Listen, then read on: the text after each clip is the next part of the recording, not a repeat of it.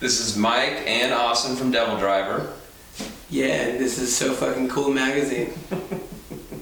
What am I supposed to say? That's it. Okay. All that.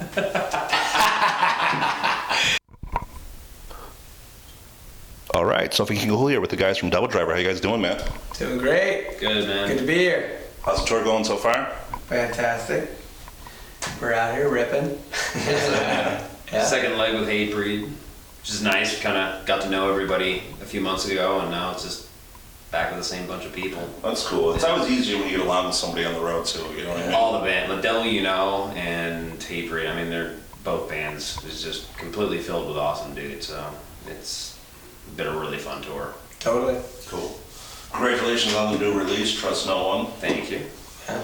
It's a great sound. I like the way you guys switch things up. It's not like you guys keep yourself locked to one select sound. You know what I mean? Right. Well, yeah, and being a new guy too, it's like, you know, we're gonna have some different sounds and shit going on, but For sure. yeah, it was awesome writing with this dude, pain free, and we looked forward to it by the day, you know, so that's always the best and not the most optimal way to write.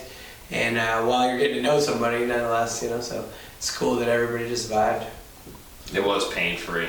Definitely by far the most fun record I've ever done with this band. Cool, man. Now, with the name so direct, it's Trust No One. Mm-hmm.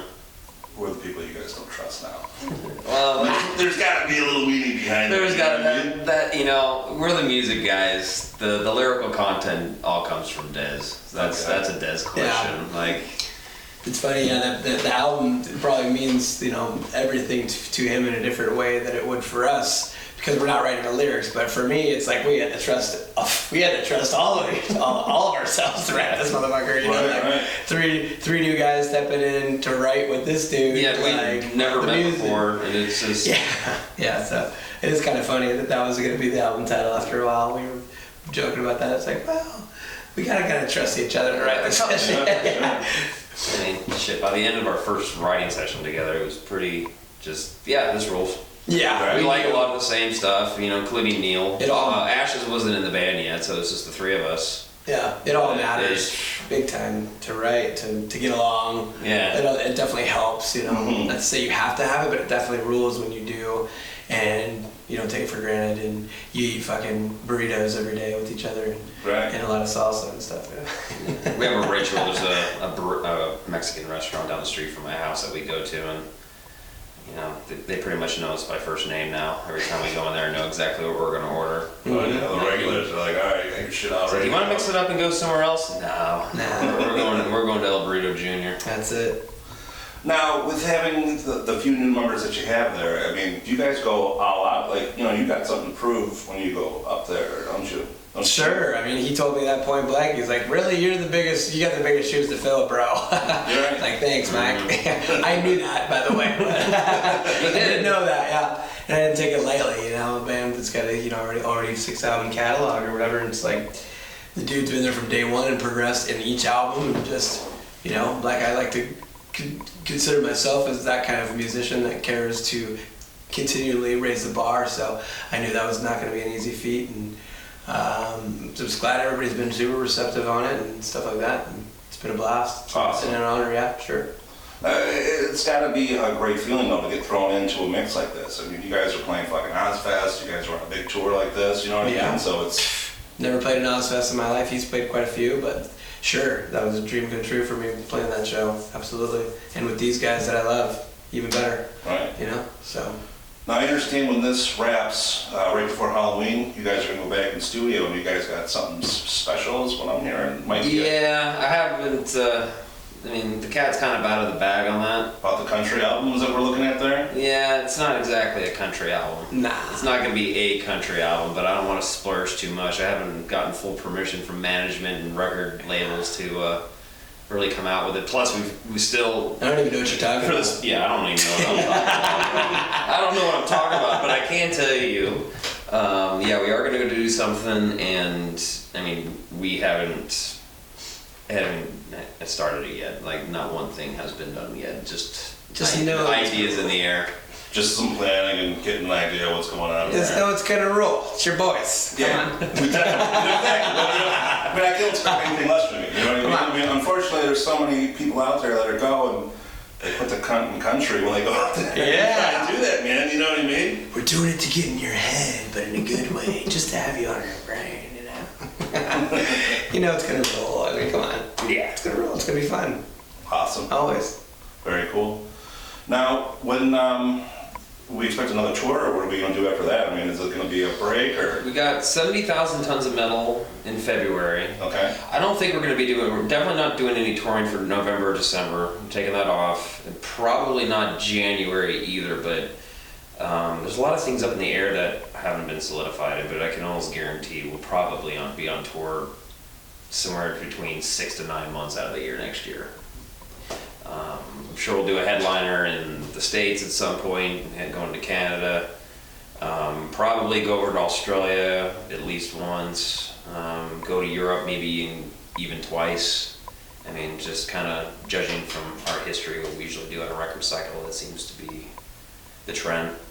You got to these days, though. I mean, unfortunately, with so many big people able to click a button and fucking download your album, man, you got to be out there on the road to actually get paid these days. Oh yeah.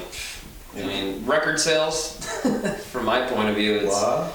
Yeah. like we did well in our first week, but I mean after that it's kind of like, let's go out on tour so we can make some fucking money. Yeah, that's it, man. I mean, unfortunately, these kids out there these days, they don't realize that, like, this is a job for you guys. You know what I mean? Like, Yeah, it's a cool job, Yeah, but it's still a job. You know, we got bills to pay just like everybody else, Fuck and yeah. we're not, Yeah. like It's even more, I feel like we're it's not even- Korn or Slipknot, Yeah, it's Right. even more cutthroat. Who doesn't want to do this? And we you still know? work You gotta jobs near know. our home sometimes. Yeah. You know, not in between every tour, but we usually, Yeah. like I know I'm gonna be going back to work after this. Yeah.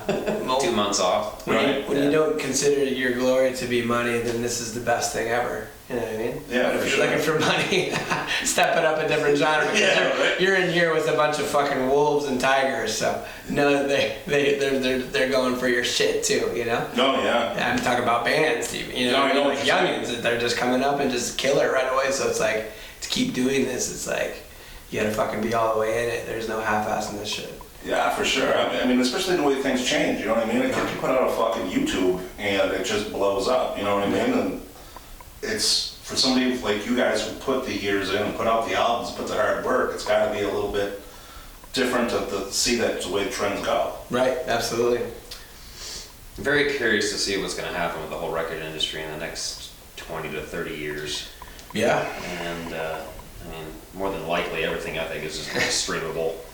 Yeah. I honestly think that's the way things are going to be going. Only so many loopholes any business can afford to do before they give in to whatever it is that's going to benefit the full deal. Right, You know, right. That's just how it goes eventually, you know?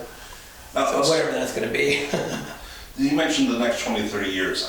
Think about music in the next 20, 30 years in general, man. You know what I mean? I mean, like, you see some of these bands that are... 20-string guitars.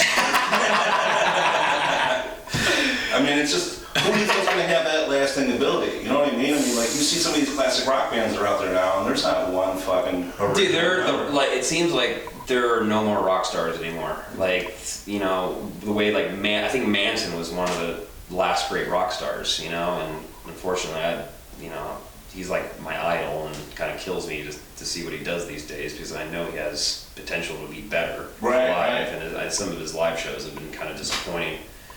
Not talking shit on him, because I fucking love the guy, but yeah, there's really, I mean, you really have to be able to incite a certain amount of fear into the world. I mean, that's where a lot of great rock stars come from, you know, and Manson being one of them, Alice Cooper, you know, Kiss, you know, Black Sabbath, Led Zeppelin, you know, there's always there's this dark thing that surrounded them that kind of helps propel them to that point, and it's almost like you just can't scare anybody anymore. Right, yeah. Yeah. Unless you're a clown these days, you know. Yeah. Out on the street, literally, you know, scaring everybody. But now, as you mentioned Manson and a couple of op shows that have been posted publicly, do you think at that point in somebody's career where they're just like, fuck it, you're going to come see me one way or another? I would still go see him. So would I. In 2 seconds. Yeah, Yeah. I would totally. I don't give a shit what he did wrong. You know what I mean? It's just. Yeah, I might be disappointed, but I would still totally pay to go see him. Well, sure. this is that's the beauty in music, though. Like whatever, I mean, especially when you're young, like everything else that's important, your morals, all this music, this shit sticks to get with you. I like to think your whole life. So of course, whoever those favorites are, you're gonna go stick through the good, bad, and ugly with them until they're gone. You know, that's how important music is. You know, so that's a crazy concept, but yeah, that's a thing. You know, it's weird that we get to potentially be those dudes or be those people for kids or the kids that come to, you know, see the meet and greets or to the shows and all that shit. It's crazy, right? It's crazy. 100%. It's crazy. Like, we were just those dudes, like, years ago, you know, as fans, listening to these bands and idolizing that shit, and here we are doing it. It's like, it's crazy. Now, tell me how that feeling really is, though. Like, have people actually give a shit about you? I mean, before we started this, I see you guys out behind your bus, and there's people coming up to you, and you know what I mean, want pictures and all that shit. That's gotta be fucking amazing. You know what I mean? Yeah. The free drinks are really awesome too. That's definitely cool. It's, yeah, I mean, just to know that, you know, you're able to, I don't know, I still feel the same way. I still feel the same, like it's so surreal, you know, through all this, you know, it just still doesn't feel real even though I know it is, you know, it's just still unbelievable. The leaps and bounds where my career has taken me, all this, you know, first when you're young, you got all these ambitions of what you need to become and like where it needs to go, and then after you do it for a decade, and you're like, the universe wants you here, like, all right, like there's this fulfillment that I got recently where I'm just like, it's not about me at all ever anymore. It's just my job to stay here as long as I can to inspire other people to do the same, to feel that happiness. Where, you know what I'm saying? Like, right, yeah, that's definitely. it. It's where we should go, Mikey. Well, I mean, you know what it is this day and age, though? I mean, like, when you guys do that, you take your time out and you meet the fan, you know what I mean? I mean, you guys are creating a memory. You know? Sometimes it's really cool, and sometimes, I'll admit, it can really suck. You know, when, you know, you're not always in the best mood, you could have a bad show or something like that, and you could have someone come up to you to just, you know, is completely hammered out of their mind, you know, and not really making sense and spitting in your face at the same time. And you're just kind of sitting there smiling, like, cool, bro. You know? Like, I just had a bad show. Like, I had a day. Like, you know, sometimes you feel like you're not allowed to have a day. You know what I mean? Like, because they're here on their Friday. Even if it's a Tuesday, it's their Friday. Right, They might have took today off to get fucked up, you know? Mm-hmm. But, like, maybe you had a bad moment and they come up to you just at that moment. You're like, I got the happy face on, but it might get sad, and I don't want them to see it, and I don't want them to see me look like an ass. It's like, people have moments like, you know, so when people catch you on those moments, you always feel bad, because you can't just be, you know, Yeah. we're not a fucking, like, a tool, you know? Yeah, exactly. Yeah. I mean, you guys are human after all. I mean, Yeah. everyone fucking doesn't want to talk to people someday. People make everybody sick fucking at one time or another, you know what I mean? Yeah. But with this day and age, the internet, fucking Twitter and Facebook and all that shit, the last thing you want to do is just like, oh, I met such and such, and he was a complete fucking asshole. Yeah, that's like the last thing you want to hear. Yeah. You know, it happens to probably all of us from here and there just because of these moments that we're describing. And it's unfortunate that we got caught off our guard on that bad moment, but hey, give us some slack. We're just people. Exactly. Know that. Yeah, you know. Like next time you go and yell at the deli guy for fucking up your quarter-inch ham instead of the, you know, the half-inch, like, think about that. Like, it's just the same shit. This is our job too. Like, fuck, we ain't perfect, man. But I've got people that I've known for shit up to 10 years that were fans that I just ended up hanging out with, having some beers with, and shit, we're still friends to this day, you know? Yeah. Mm-hmm. I got a couple friends in London that, I mean, like, religiously we hang out when we go over there, and, you know, they bring their wives out, and it's fucking awesome, you know? So, yeah, some of them have actually turned into friends, and, you know, same things happen with me with bands, you know? Right. Unfortunately, it kind of ruins the mystique, I think, behind the band when you become friends with them a little bit. It makes the fan perspective a little. It's cool to be friends with them, but it takes the fan thing away a little bit because you know them as people. Yeah. Which is a good thing, you know. Yeah. And well, social media does that now as well, though. Yeah, like there's definitely.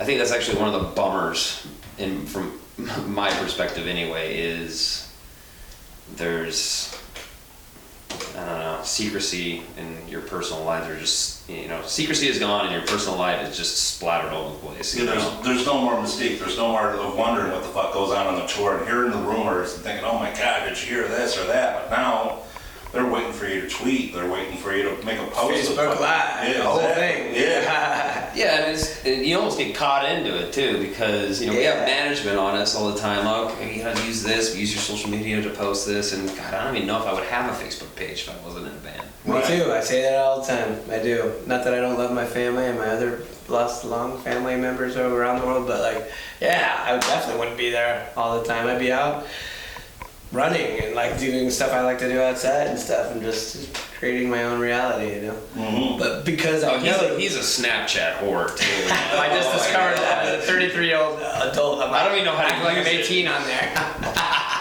It is fun. It describes me, and it's actually, I use that as a pawn to just take that and put it on my Facebook. Yeah. There I posted. Yeah, right. You get something out of there. Yeah, for sure.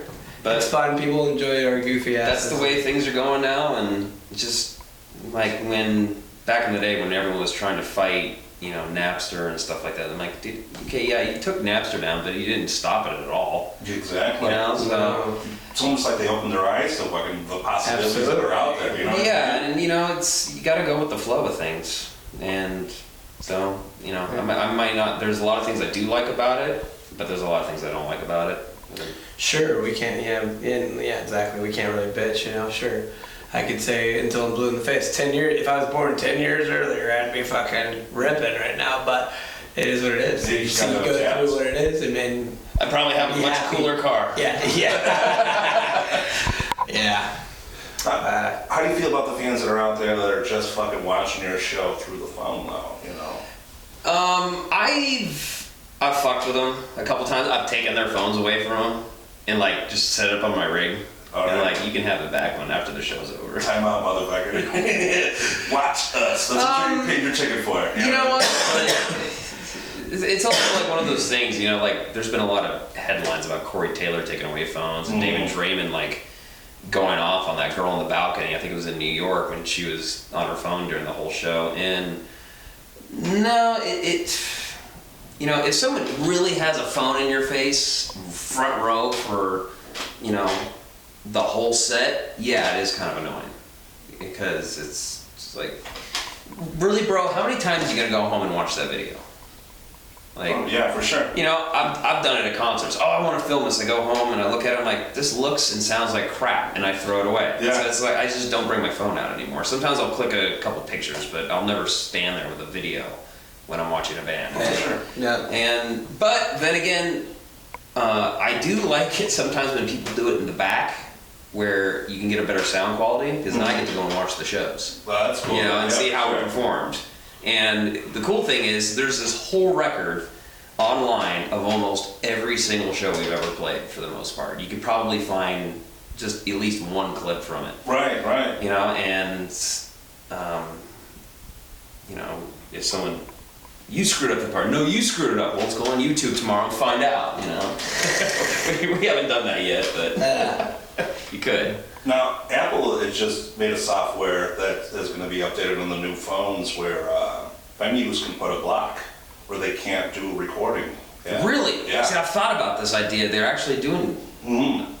I was actually having a conversation with my brother's a big techie guy, and I actually asked him about that question, if he ever heard anything about that, and he said no, so I guess they're really going to do that, huh? Yeah, Apple made the software. They have the option where the venue can either put up a copyright where it takes up the whole screen or a portion of the screen, or they can completely block you from any recording whatsoever in the video. No, it's just going to be a matter of it's going to be a venue preference or it's going to be the artist preference of what goes on and how that works out. Interesting.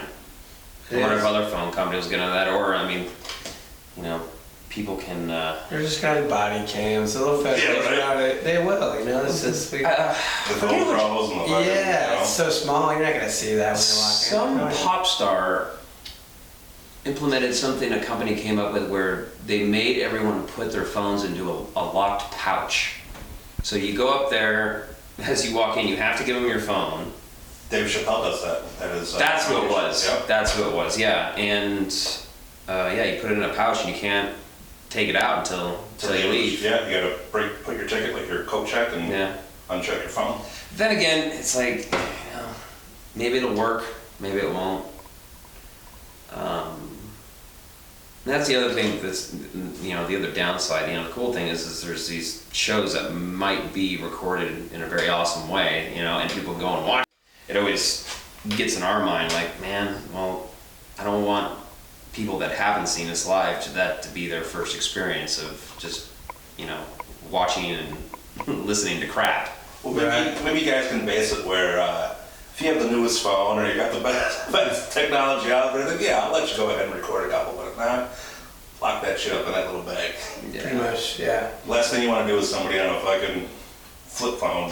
Yeah. You know what I mean? Pretty much how everything sounds. I mean, Yeah, it's for sure. rare that like somebody's got a great video Mhm. from a live metal show. Yeah, definitely. I mean, It's just distortion and brutal double bass triggers and screaming. What are you expecting?